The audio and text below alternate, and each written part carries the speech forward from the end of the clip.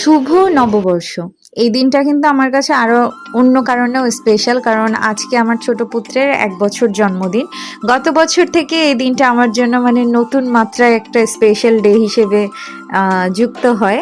আর এই যে আমি সকাল, সকাল একদম শাড়ি চুড়ি পরে লাল বউ সেজে রান্নাঘরে যখন ঢুকছিলাম, তখন আমার মনে হচ্ছিল যে আমার শাশুড়ি বা আমার হাসব্যান্ড যখন মানে ঘর থেকে বের হয়ে দেখবে এরকম মানে সাজুগুজু করা কোনো মেয়ে রান্নাঘরে ঘুরঘুর করছে, তখন তাদের কেমন ফিল হবে। কারণ আমার কাছে যদি এরকম দেখতাম আমার তো ভালোই লাগতো।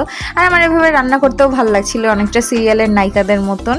আর এই যে আমি মাছটা আগের দিন রাতেই হচ্ছে আন্টিকে দিয়ে মানে খোসা টোসা সরি মানে আইসটা ছাড়িয়ে রেখেছিলাম। আর এই যে আমি সকাল সকাল উঠে পিস করে রান্না করতে শুরু করলাম। যেহেতু বাসায় মানুষ কম, এই জন্য রান্নাবান্নাও কম, সব কিছুই কম কম। আর সকালবেলা উঠে সাজুগুজু করে রান্না করে মানে আমার কিন্তু ভর্তা টর্তা করতে করতে প্রায় ৯:৩০টার মধ্যে আমার একদম পুরাপুরি ডান।